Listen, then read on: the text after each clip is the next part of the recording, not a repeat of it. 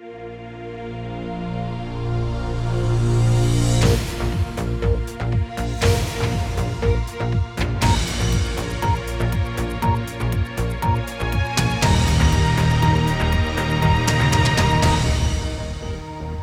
په لندن کې د بي بي سي پښتو ټلویزیون نړۍ دا وخت ته ښه راغلی. زه سنا صفا یم. د افغانستان د ټوکرانو د جوړولو تر ټولو لویه فابریکه د پاکستان په پانګونه یو وار بیا فعالیږي. 2000 کسانو ته به پکې کار پیدا شي. پوپ فرانسیس لانګ سانګ سوچي سره ولیدل، خو د روهینجا مسلمانانو نوم یې وانخیست. یوازې کړاو یې ورته یاد کړ.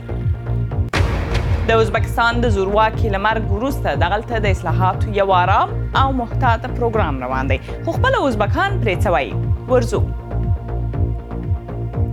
له دې ټولو سره میړه داسې وهلې وه چې لاسونه یې پرې کړي وو، خو اوس یې د یوې بهرنۍ مرستندویې ټولنې په مرسته بیرته پیدا کړل. په یوګندا کې د همداسې یوې ښځې کیسه درته لرو.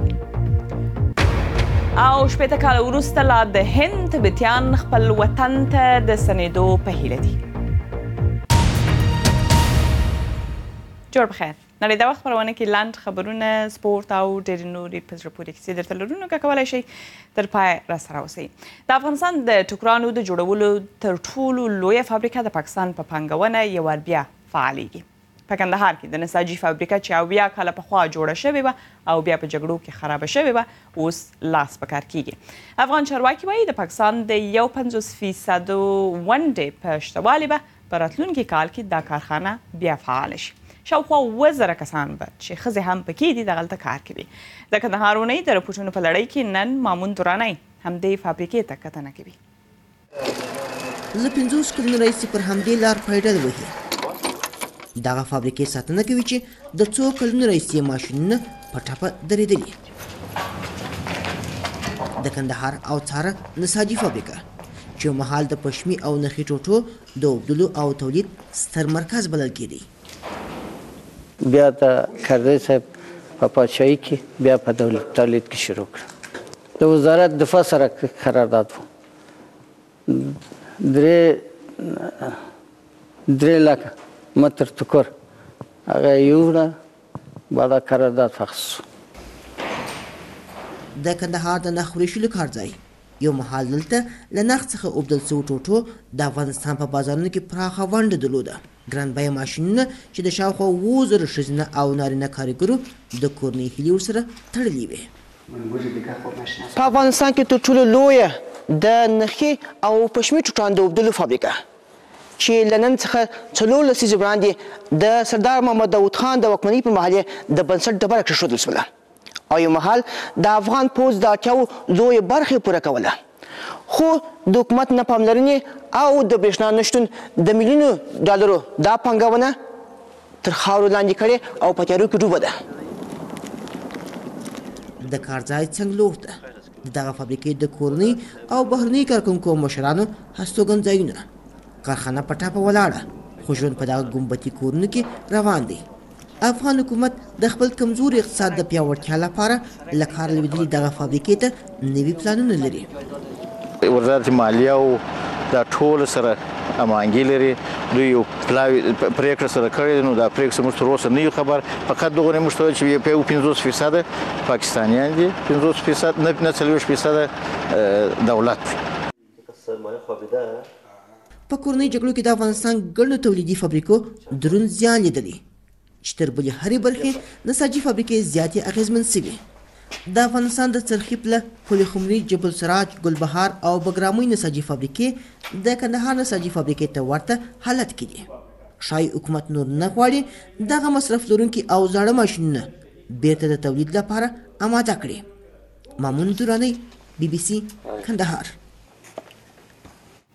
افغان چارواکي وایي په میلیونونو کسان د خصوصي سکتور په لویو او وړو فابریکو کې پر کار باندې بوخت دي. محمد قاضیزاده د افغانستان د سوداګرۍ وزارت له ویاند مسافر قوقندي سره پر همدې خبرې کړې دي. موږ د 2014 کال نه بعد فقط یو کال کې لږ ذره اقتصادي ستونزه و، د دې لپاره چې هغه ټول ټاکنه وځنډېدل او داسې بعضې مسایلو چې د رسنیو لخوا ډېره هغه ته پرداز ورکړل شو چې د دې لپاره چې افغانستان ځي بیا د 2001 کال نه اخواته د دې لپاره یو څو کارخانه او ډیری دا کارخانو چې بند شو هغه کارخانو چې فقط د بهرنیو ځواکونو د اړتیا وړ شیان تولیدول. دا کارخانې چې دلته د یو پلان په اساس جوړ شوي هغوی هیڅ یو هم بند شوی نه ده. دقیق نشم ویلی، خو زه مطمئنم چې د لسو نه ډېر کارخانې داسې کارخانه وي چې بند شوی ده، خو خوشبختانه دا په 2 کالو کې بیا د کارخانو شمیر زیات شوی ده. د افغانستان دولت د هغو کارځایونو د بیا فعالولو لپاره چې د مختلفو عواملو له کبله هغه بند شوي څه کړي دي تر اوسه؟ زه د ټول دولت نمایندګي نه کوم، د دې لپاره چې د سوداګرۍ او صنایع وزارت ویاند یم. خو زمونږ 3 که 4 شرکتونه او تصدیګان دي چې مونږ کار را روان ده چې هغوی په شرکت تبدیل شي. مثلا که 3 د نساجي په بخش کې هغوی یو شرکت چې ډیر قوي شي، کار را روان دي چې یو پالیسي جوړ شي. بله داسې تصدیګان دي چې پښتو ملوچ په برخه کې 2-3 دي، دا باید 3 واره 2 واره یو شي. هغوی نیمه فعال ده، باید فعال شي او شرکت چې یو مفاد وکړي. زمونږ د سوداګرۍ صنایع وزارت برنامه او پلان همداسې ده په پالیسي کې چې یو طرح هم تقریبا جوړ شوی دی چې هغه طرح انشاءالله د شورای اقتصادي سره شریک کیږي او انشاءالله زمونږ طرح دا ده چې دا نیمه فعال شرکتونه چې 2-3 په ولایتونو کې فقط په یو بخش کې په یو شی کې دوی فعالیت درلوده، هغوی 3 واره یو شرکت جوړ کړو که هم مفادی وکړي او ډیر د کار ځای زمینه مساعد چې هم بله چې هغوی رشد وکړي. د دې اونۍ ساسه غږ خپرونه کې مو هم چې پر پنجشنبه زیارت باندې خپرېږي پر همدې موضوع باندې بحث دی چې د ځوانانو د بېروزګارۍ ستونزه څنګه حلیدی شي. دندې او کارونه نشته او که مسلکي وړتیاوې کمې دي. نو که په دې اړه نظرونه لرئ او غواړئ له موږ سره یې په خپرونه کې شریک کړئ، کولی شئ چې پر دغو پتو فیسبوک، ټویټر او برېښنالیک له لارې له موږ سره په تماس کې شئ. په فیسبوک باندې هم ګورئ. په یو څو نور لنډ خبرونه کې بیا یوهورو کینیاتا په نایروبي کې د کینیا د ولسمشر په توګه لوړه وکړه، خو مخالف سیاستوال رایلا اودینګا یې وایي دی مشروعیت نه لري او د خلکو پر رایو نه دی ټاکل شوی. دغلته د پولیسو او د ولسمشر مخالفینو او ملاتړو ترمنځ نښتې هم شوي دي. د اندونیزیا په بالي کې یوازینی هوایي ډګر دا 2مه ورځ ده چې تړل شوی دی، ځکه ویره ده چې ښایي دغلته نږدې یو اورشیندونکی غر وپارېږي. د اګانګ غر دا څه وخت کېږي چې ایرې، ګاز او دوړې کاشي. ځایي خلکو ته حکومت ماسکونه ورکړي دي او ورته ویل شوي چې پام دې کوي. او د هند سترې محکمې هغه هڅه رد کړې ده چې غواړي په ټوله نړۍ کې د یوه هندي فلم خپرېدل ودرول شي. په دغه فلم کې چې پدماوتي نومیږي، یوه هندوه ملکه له غلجي واکمن سره مینه لري. قاضیانو په دولتي ادارو کې کارکوونکو باندې هم غږ کړی دی چې پر فلم نیوکه ونه کړي، ځکه وایي دا دنده یوازې د سانسور د ادارې ده. د همدې فلم په اړه هندو ډلو له تاوتریخوالي ډکې مظاهرې هم کړي دي.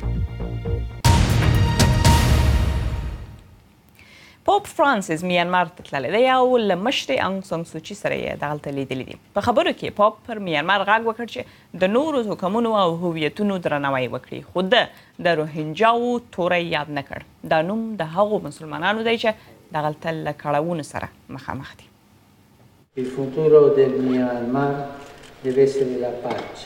د میانمار راتلونکی باید د سولې وي، د درناوي په بنسټ سوله، د ټولنې د هر غړي د درناوي او حقونو، د هر توکم او د هرې ډلې درناوی. پوپ په داسې وخت کې میانمار ته سفر کوي چې تر 600,000 ډېر روهینجا مسلمانان له خپلو مینو تښتېدلي دي او بنګلادیش ته تللي دي. دوی تاوتریخوالي او جګړو بېکوره کړي دي، پر ځینو جنسي تیري شوي دي. بي بي سي له یو څو هغو کډوالو ښځو سره خبرې وکړې چې په خطر کې دي. د کوکس بازار شګلن سمندرغاړی آرام ښکاري، خو چې د شپې تیاره خپریږي نو بدرنګه اړخ یې پر برسېره کېدو شي. روهینجا نجونې چې یوازې او پیغلې دي د خپلو خلکو او ځایي بنګلادیشانو له لوري پرې سوداګري کیږي. دوی د جنسي اړیکو لپاره پلورل کیږي. دلته ډېرې کیسې دي، خو د یوې 19 کلنې نجلۍ کیسې سره په تړاو چې روهینجا نارینه یې یوه هوټل کې ساتي، د یوې مینځې په څېر ورسره چلند کیږي. د مینځلو کار کوم او جامې مینځم. دوی راته خواړه راکوي او زه کار کوم. د شپې چې ویدېږم دوی راځي. که شوي مې زه نه پیژنم، مخونه یې پټ وي. که وژاړم وهي مې، په چړې مې ګواښي، له مرۍ مې راکاږي. دا وایي هیڅ پیسې نه دي ورکړل شوې. یو بل نجلۍ چې یوازې 15 کلنه ده وایي وروسته له هغه چې مور یې پاوځ په ډزو ووژله له میانماره کښتۍ کې وتښتېده. څه چې ورسره وو د کښتۍ څښتن ته یې ورکړل چې وایي بیا یې تیری پرې وکړ. د سرو ګاڼه یې رانه واخیسته او کښتۍ ته یې پرېښودم. کله چې کښتۍ ته ور وختم تیری یې راباندې وکړ. ورته ومې ویل چې داسې ونه کړي. راته ویل یې نه، چې ما سره ځې دې ته به غاړه ږدې. کله چې بنګلادیش ته ورسېده یوې ځایي ښځې چې د فکر کاوه مرسته به ورسره وکړي کور ته یې بوتله. بل ځای نه لره چې ورشي او اوس یې هماغه ښځه دې ته اړ باسي چې د شپې څو نارینهو سره ویده شي. دوی پیسې ښځې ته ورکوي. که 3 کسان راځي ماته $3 راکوي او د 2 کسانو $2 وي. په دې کار ښه احساس نه کوم. کله چې بیرته راځم د درد احساس کوم. که 2 یا 3 په ګډه راځي، کله چې وایم وس یې نه لرم 2 پاتې کېږي، یو ځي. کله بیا 3 واړه پاتې کېږي. دوی درمل راکوي او راته وایي چې ویې خورم. له درمل وروسته د درد احساس نه کوم. دغو 2 نجونو سره اوس د حقونو یوه ځایي ډله مرسته کوي. خو دې ښارګوټي کې ډېرې نورې داسې نجونې هم شته چې له ورته برخلیک کړېږي. دوی ټولې خپل ټاټوبي کې له تاوتریخوالي دلته راتښتېدلې او اوس بیا یو بیل ډول دوزخ کې نښتې دي. په 12 کلونو کې د لومړي ځل لپاره BBC ته اجازه ورکړل شوې وه چې په منځنۍ اسیا کې ازبکستان ته لاړ شي. دغلته د زورواکي ولسمشر اسلام کریموف له مرګ وروسته د اصلاحاتو یو ډېر محتاطه پروګرام پیل شوی دی. موږ له ځایي ولسي ازبکانو وپوښتل چې په هیواد کې د روان بدلون په اړه څه نظر لري او څه احساس کوي. دا ازبکستان دی، د نړۍ یو تر ټولو ډېر پټ ځای. BBC ته اجازه ورکړل شوه چې د 6 ورځو لپاره په دې هیواد کې پاتې شي. یو حکومتي چارواکي تل لمونږ سره ملتیا کوله. د بشري حقوقو ډلې وایي د پخوانی مشر اسلام کریموف تر مشرۍ لاندې د ازبکستان امنیتي ځواکونو له خلکو سره ناوړه چلن کوو. کارکونکو ته سمې پیسې نه ورکولې، زورول یې او اندا چې ژوندي په اوبو کې یشول. ښکاره خبره ده چې نوې بدلونونه به هیواد او زموږ خلکو ته ګټه ورسوي. موږ به آرامه شو او سوله ییز ژوند به ولرو. نوی ولسمشر راغی خو هر څه لا هماغسې دي چې د پخواني ولسمشر پر وخت کې وو. دوی ژمنې کوي خو موږ نه پوهیږو چې بیا به پلي کیږي که نه. ښایي نوي څه وشي او یا هیڅ هم ونه شي، خو لا تر اوسه مو هیڅ بدلون نه دی لیدلی.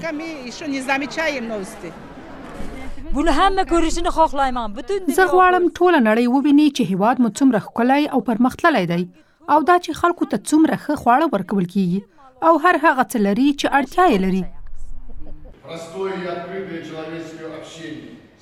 دا میاشت ولسمشر شوکت میرزایوف د امنیت او ثبات په تړاو یو نړیوال کانفرنس جوړ کړی و.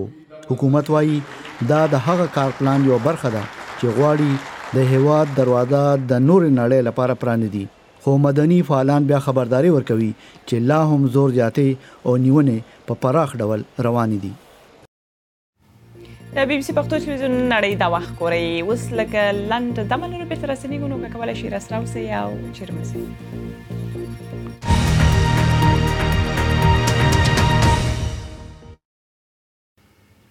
په لندن کې د BBC پښتو تلویزیون نړۍ دا وخت ته یو وار بیا ښه راغلی. د نن د سر خبرونه مو دي. د افغانستان د ټوکرانو د جوړولو تر ټولو لویه فابریکه د پاکستان په پانګونه یو وار بیا فعالیږي چې 7,000 کسانو ته به کار پکې پیدا شي. چارواکو BBC پښتو تلویزیون ته ویل چې د خصوصي سکتور په وړو کارخانو کې په میلیونونه افغانان پر کار باندې بوخت دي. او پوپ فرانسیس لانګ سوچي سره ولیدل خو د روهینجا مسلمانانو نوم یې وانخیست، یوازې یې کړاو ورته یاد کړ. یوه یوګندایي میرمن چې میړه یې پرې په ساتول برید کړی و او دواړه لاسونه یې پرې شوي وو، اوس دواړه لاسونه بیرته وموندل، هغه هم مصنوعي جوړ شوي دي. د بریتانیا یوې خیریه ټولنې مالي مرستې لپاره بسپنه راغونډه کړه او د لاسونو جوړونکې ډله یې افریقا ته ولېږله چې هلته یې بیا له ځایي خلکو سره د ننسیما لپاره د نوو جوړو لاسونو جوړولو کې ګډ کار وکړ. دا هغه موسکا ده چې د سلفورد پوهنتون زده کوونکو یې د لیدلو لپاره سخت کار کړی. یوازې یو کال مخکې ننسیما چې د یوګندا یوه کروندګره ده په سخت درد کې وه. میړه یې پرې په وحشیانه ډول د ساتور برید کړی و. دی په دې پرې غوسه شوی و چې د کروندې حاصلاتو کې یې ترې د خپلې برخې غوښتلو زړورتیا ښوولې وه. دې برید کې ننسیما خپل 2 لاسونه او یو غوږ وبایلل او پر دې سربیره هغه مهال په 3 ماشوم هم امیندواره وه. خو نن یې په دې توګه حال ډېر ښه شوی. یوه خیریه ټولنه چې د بدلون لپاره د سلفورد پوهنه بلل کیږي، ځایي روغتون کې یې د کار له مخې د دغې مور د کړاو په اړه واورېدل. دې ټولنې ورته د بسپنې په راغونډولو کې مرسته وکړه چې له مخې یې دا اوس یو ځل بیا خندلی شي، له دې هیلې سره چې یو ورځ به په خپل ماشومان وپالي. دا یو سخت بهیر و. د برني مټ مصنوعي لاسونه یوګندا کې هیڅ نه جوړېدل. نو موږ د نافارغو زده کوونکو له یوه پروګرام په ګټه د مصنوعي غړو جوړولو زده کوونکي او د دوی کارکوونکي یوګندا کې زموږ بیولوژیکي طب انجینرانو سره تماس کړل او د یوګندا او بریتانیا ترمنځ مو په ګډ کار پای کې په بریالي ډول وکړای شول چې دې ته د کار وړ مټې برابرې کړو. زه د چارو دې اړخ کې ښکېلوم چې په رښتیا پوهنتون کې هم او د لیکچر ورکوونکو سره هم وم. کله چې وسایل راورسېدل یوې ډلې مو پرې کار پیل کړ په داسې ډول چې داسې یوه آله جوړه کړو چې د دې مټې سره جوړه او برابره شي. خوشاله یم چې دا یو سم شی و، ځکه دا چې ورسره برابر شو پر دې معنا و هغه اندازه چې موږ اخیستې وه سمه وه. له ژور کړاو وروسته اوس ننسیما له دغو مصنوعي مټو سره بیا په مسکا ده. په یو څو نور لاندې خبرونو کې به د افغانستان د کورنۍ چارو وزارت له 2 کلن ځنډ وروسته یو ځل بیا د وسلو لپاره د قانوني کارتونو ویش پیل کړی دی. دا وزارت وایي د وسلو د ویشلو لپاره یې نوی طرزالعمل جوړ کړی. اوس هر کس یوازې د 1 میل وسلې اخیستو حق لري او د خلکو اړتیا ته په کتو به د وسلې جواز ورکول کیږي.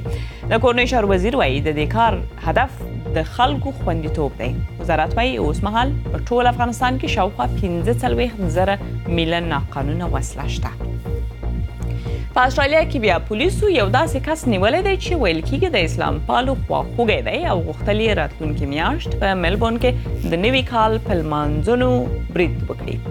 پولیس وایي سړی یې له میاشت راهیسې څاره او یوازې یې دا پلان جوړوم. ویل کېږي دې سړي د القاعدې یو کتاب لوسته چې په هغه کې د ترهګریز برید کولو په اړه معلومات لیکل شوي. او د جرمني په لویدیځ کې د یو ښار والي په غاړه کې په چاړه وهل شوی دی. اوس یې حالت ښه دی خو ویل کېږي دا پیښه د کډوالو پر وړاندې د لیبرال پالیسیو سره تړلې ده.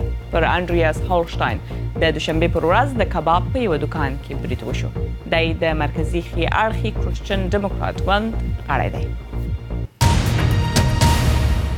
د افغانستان د ولسمشرۍ ماڼۍ وایي افغانان هر ځای د نیابتي یا پراکسي جنګ مخالف دي او هره هغه کړنه غندي چې وګړي یې د نورو په جګړو کې ښکېل شي. دا خبرې د اجرایه ریاست د 2 مرستیال محمد محقق د څرګندونو په غبرګون کې ویل شوي دي. نور جزئیات یې د BBC پښتو په ماښامنۍ راډیویي نړۍ د وخت کې اورېدلی شئ. نن یې کوربه داود جنبش در سره ملګری دی. دا خپرونه هره ورځ د افغانستان پر 9 او د پښتونخوا پر 8 بجو باندې خپرېږي. نو که غواړئ راډیو پر وخت ورته چالانه کړئ. د سپورت له ډګره په یو څو لاندې خبرونو کې لومړی کرکټ. آیا آلراونډر بن سټوک به په نیوزیلند کې کرکټ وکړي؟ دی له نیوزیلندي کرکټ کلب کانټبري سره په خبرو باندې دی. سټوک به د انګلستان په اشز لوبو کې نه لوبیږي ځکه په سپتمبر کې له یو بل سړي سره جنجال راغلی و او هغه یې وهلی و. بیا دی ونیول شو. نن شپه په پریمیر لیګ کې ډېرې لوبې کیږي. واټفورد له مانچستر یونایټډ سره مخامخ دی. ټوتنهام بیا له لیستره راستنیږي. هلته یې تیر لوبیز کال په 6-1 وګټه. برایټن له کریسټل پالاس او نیوکاسل بیا له ویسټ بروم سره لوبیږي. دوی لا هم روزونکی نه لري. او ګارد بیل به نن شپه ریال مادرید ته ستون شي. دی د 2 میاشتې ژوبل و. د ریال مادرید مشر زیندن زیدان وایي بیل د کوپا دل ری لوبو ته تیار دی. هغه لوبه له فون لبرادا سره ده. مادرید له اولې لوبې راوروسته 2-0 مخته دی. بیل اوس په تمرین باندې بوخت دی. کابو شپېته کاله مخکې کله چې چین پر تبت ولکه وکړه نو زرګونه تبتیانو هند ته پناه یوړه او د هماچل پردیش په درمساله ښار کې یو جلاوطنه حکومت جوړ کړ. دغلته له 100,000 ډېر تبتیان اوسیږي. خپله ژبه، کلتور او د ژوند لارې چارې یې ساتلې دي.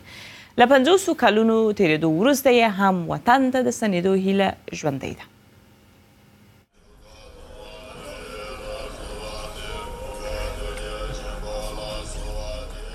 په تبت کې د بودایانو معبد په درمشاله ښار کې هرې خواته معبدونه لیدل کیږي. دغو بودایي عبادت ځایونو او راهبانو ښار له روحانیته ډک کړی.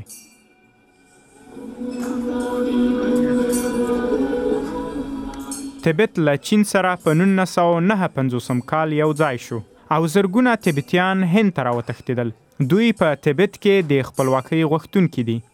32 کلن ډونګ 9 کلن و چې دلته راغی. زړه مو تل غواړي بیرته خپل هیواد ته ستانه شو. د ډیرو خلکو مور او پلار هلته دي. د هغوی کورنۍ هلته دي. دا بیلې شوي کورنۍ به کله او څنګه بیرته سره یو ځای کیږي.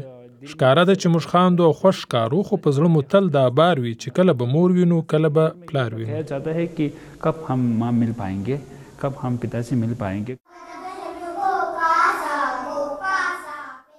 تبتي کډوالو خپل ژبه، کلتور او مذهب ساتلی. دوی باور لري چې یوه ورځ به بیرته خپل وطن ته ستانه شي.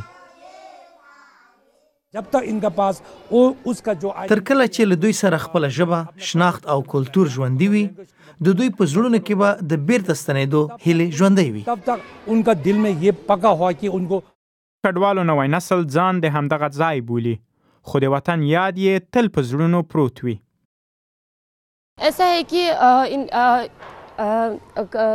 داسې ده چې په نړۍ کې هیڅ شی ناشونی نه دي. تر څو چې هیلې شته یوه ورځ به هیلې پوره شي. मिल जाएंगे हमको जो हम डिमांड करते हैं. درمشاله ته کوچنی تبت هم وایي. کډوال دلته خپله نړۍ لري. यहाँ का हालत ऐसा है कि लोगों के पास अपने कहलाने دلته له خلکو سره خپل ځمکې نشته. دوی واړه واړه دوکانونه لري. په لاسي ګاډیو کې شیان خرڅوي.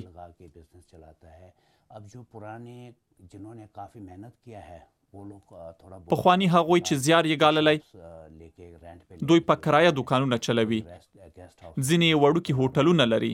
ځینې یې رستورانونه او کافیتریاوې چلوي او ځینې یې ټراول ایجنسۍ یا سفري شرکتونه چلوي. له همدې مخې دوی خپل ژوند پر مخ وړي. د تبت د خپلواکۍ په هکله له چین سره څو ځله خبرې شوي خو بې ګټې دي. کډوال هیلهمند دي چې د خبرو لړۍ به بیا پیل شي. او په پای کې د یوه لرغونې ژبې دا ویډیو ګورو چې لیلامېدونکی دی.